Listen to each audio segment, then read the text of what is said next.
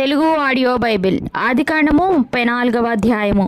లేయా యాకోబునకు కనిన కుమార్తె అయిన దీనా ఆ దేశపు కుమార్తెలను చూడవెళ్ళెను. ఆ దేశము నేలిన హివ్వీయుడైన హమోరు కుమారుడు షెకెము ఆమెను చూచి ఆమెను పట్టుకొని ఆమెతో శయనించి ఆమెను అవమానపరచెను.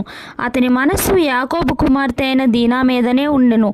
అతడు ఆ చిన్నదాన్ని ప్రేమించి ఆమెతో ప్రీతిగా మాటలాడి ఆ చిన్నదాన్ని నాకు పెళ్లి చేయమని తన తండ్రి అయిన హమోరును అడిగెను. తన కుమార్తెను అతడు చెరిపినని యాకోబు విని తన కుమారులు పశువులతో పొలములలో నుండినందున వారు వచ్చి వరకు ఊరకుండెను. షెకెము తండ్రియగు హమోరు యాకోబుతో మాటలాడుటకు అతని యొద్దకు వచ్చెను. యాకోబు కుమారులు ఆ సంగతి విని పొలములో నుండి వచ్చిరి. అతడు యాకోబు కుమార్తెతో శయనించి ఇశ్రాయేలు జనములో అవమానకరమైన కార్యము చేసెను.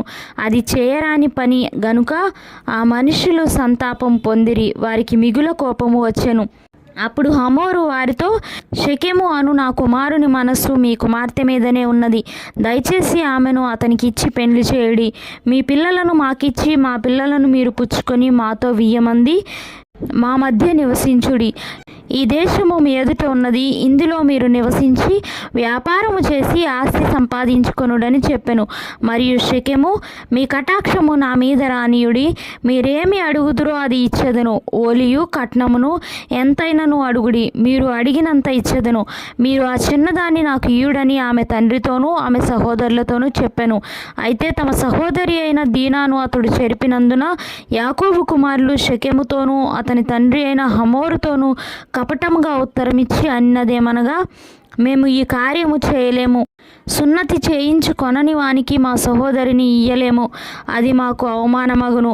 మీలో ప్రతి పురుషుడు సున్నతి పొంది మావలే నుండి నేడల సరి.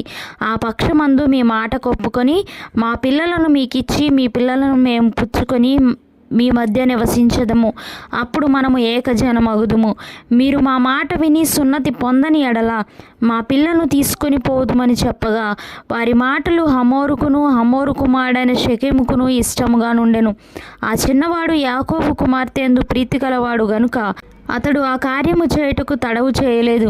అతడు తన తండ్రి ఇంటి వారందరిలో ఘనుడు.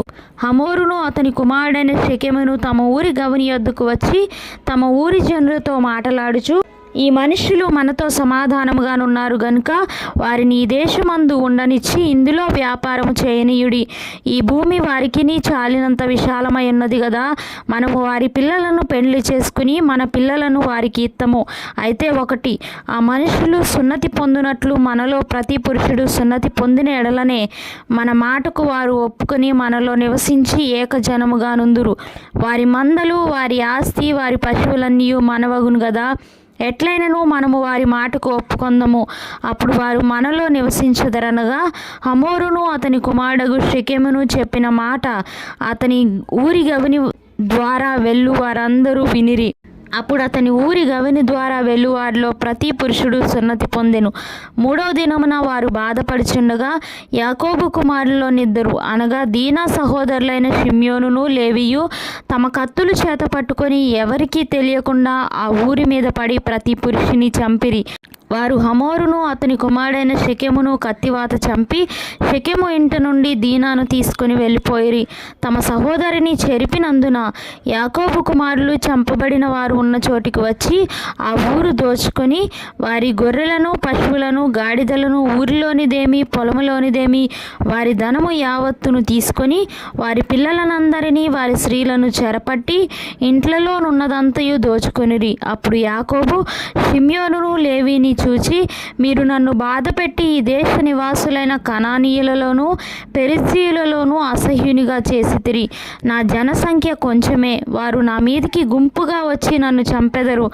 నేనును నా ఇంటి వారును నాశనమగుదుమని చెప్పాను. అందుకు వారు, వేశ్య ఎడల జరిగించినట్లు మా సహోదరి ఎడల ప్రవర్తింపవచ్చునా అనిరి.